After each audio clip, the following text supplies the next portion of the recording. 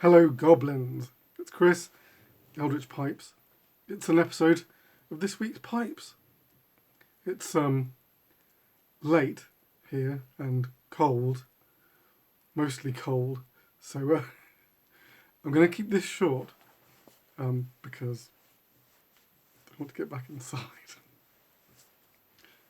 One thing I did do this week, we went to see Nosferatu at local cinema. And I've got to say, pretty darn good. Pretty darn good. I've not seen anything by the director before. I've heard of some of the other films. He did The Lighthouse and The Witch. All his films seem to be the something or other. And I've heard good things about them, or at least weird things about them, which is nearly as good. But if Nosferatu was anything to go by, it should be cracking because I loved it. Real intense vibe about the whole thing. And yeah, it was really good. Really good. Bill Skarsgård as Count Orlok, who I've seen Bill Skarsgård before, and he's so completely hidden in prosthetic makeup and puts on this whole little voice for Nosferatu. It's quite funny. It's quite good. It's very atmospheric. I suppose he's meant to be speaking in old Transylvanian. Anyway. Oh, I should say, yeah. What a funny week it's been weather-wise. I say funny, I kind of mean tragic. 2 pipe makers, both friends, both experiencing kind of like polar opposites. There's Aidan Hesselwood, you probably know, certainly Brits will know. Probably quite a few Yanks as well, I should imagine. Really lovely guy. But the town where, I don't know if it's the town that he lives in, certainly, but it was his mum's house. Like, they're just like knee deep in flooded water. It's just crazy. Houses ruined. You know, vehicles wrecked. It's just, a nightmare. I'm just fortunate his house wasn't directly in that area, but his mum's was, and so I think his mum's staying with him now for the moment, and they've been like trying to sort out her house. It's not good, and like you can imagine, just like all the other people there, I would not like to imagine. Funnily enough, I lived on a road. It's called Lem Terrace in Leamington. It's one of these wide, big, long, wide.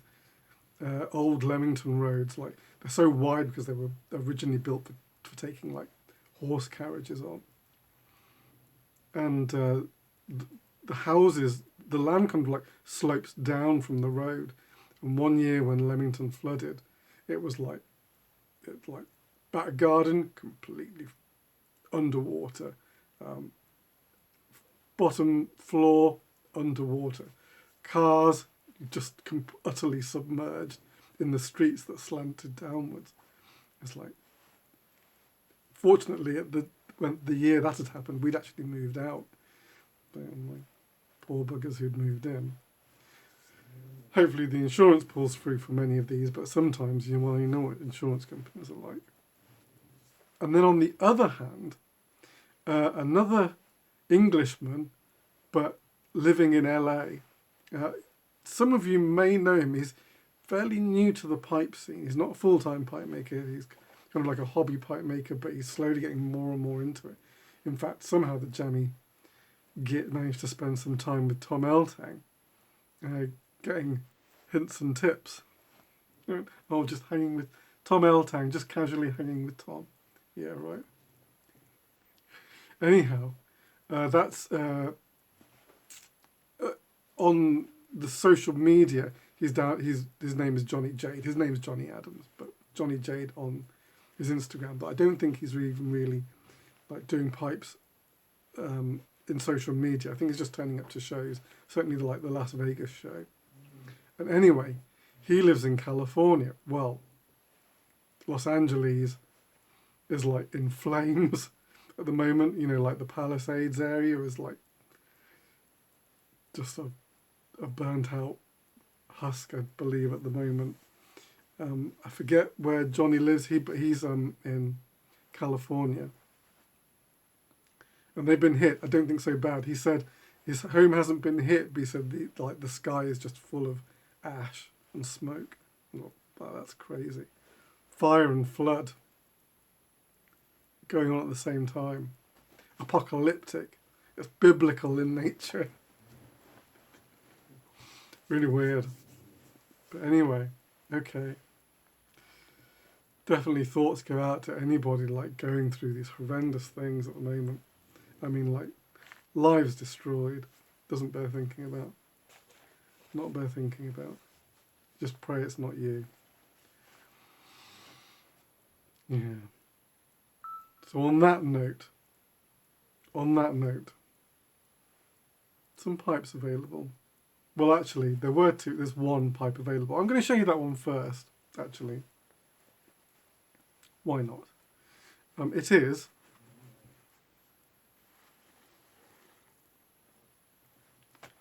a parabolic pot. Kind of based on the same design as the pot I did last week, but a more robust version. This guy's chunkier. Got a lot of wood to him, so should burn exceptionally cool. Lovely detailed blast. Look at it all going off. It virtually glitters. It's so detailed.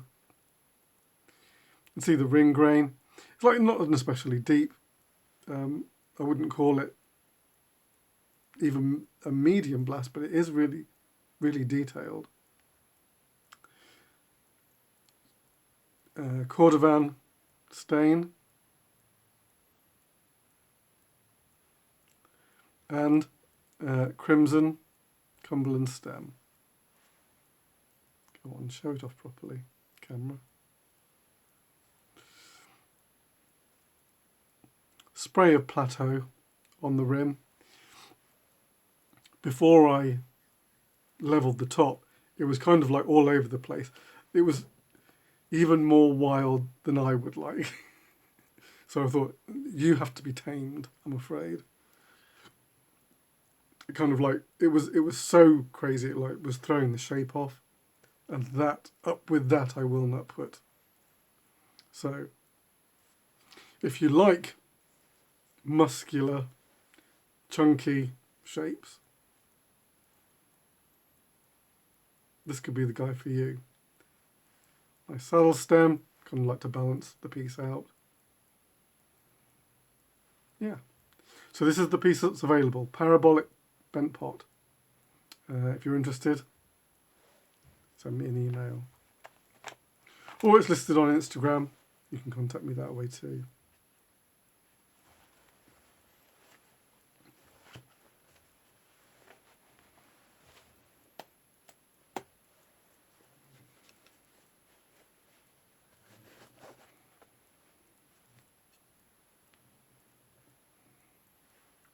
Dr. Silence.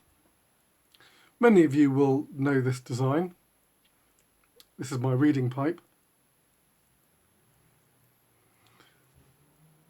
2-inch tobacco chamber. It's usually about 7.5 inches long. So, a longish pipe.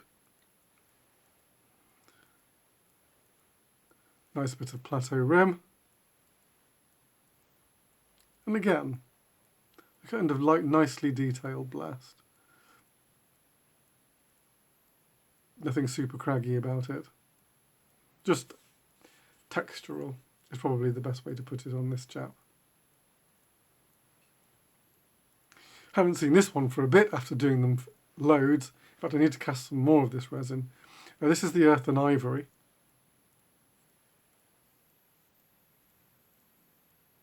It's one of my favourite resins to work with because it's semi-transparent. The ivory is opaque, but the earth, if you like, is translucent. So it's a really nice, gives a really nice sense of depth to the piece. This one, fitted for 9mm. Fitted for 9mm. It is probably the only pipe that can get away with a 9mm filter in it. And even then, I'd prefer to do it with a 6mm, but some people like their 9mm filters. And to those I say, I can accommodate it in this pipe.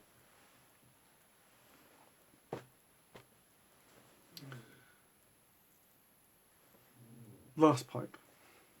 I was just thinking what I was going to say about it. You've seen this a million times. This one was available earlier today, but it is just sold now.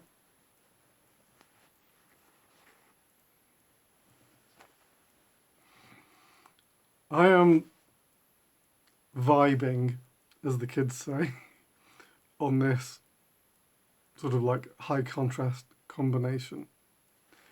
Like the black sandblast with the flame mosaic stem.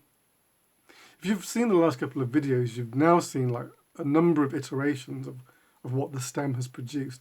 Sometimes going from the really dark reds with just speckles of yellow to this version.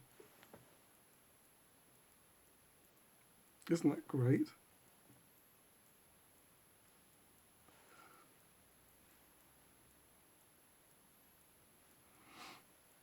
Really cool.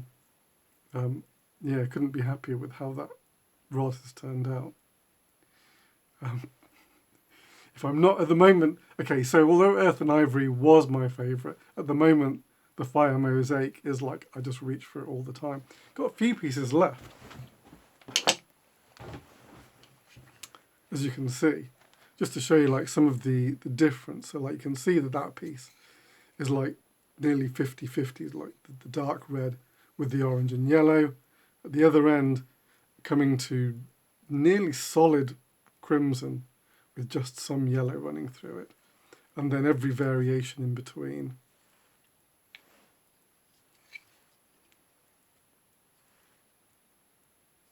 So, everything different and everything a winner, as far as I'm concerned. Love it. So hopefully do some more.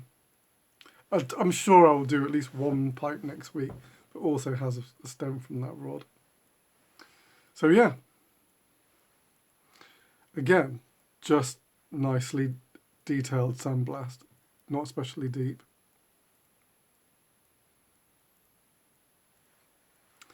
Saddle stem, and as I've just been showcasing, the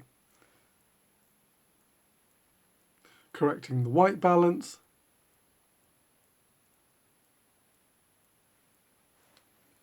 Fire mosaic. So that's this week's pipes.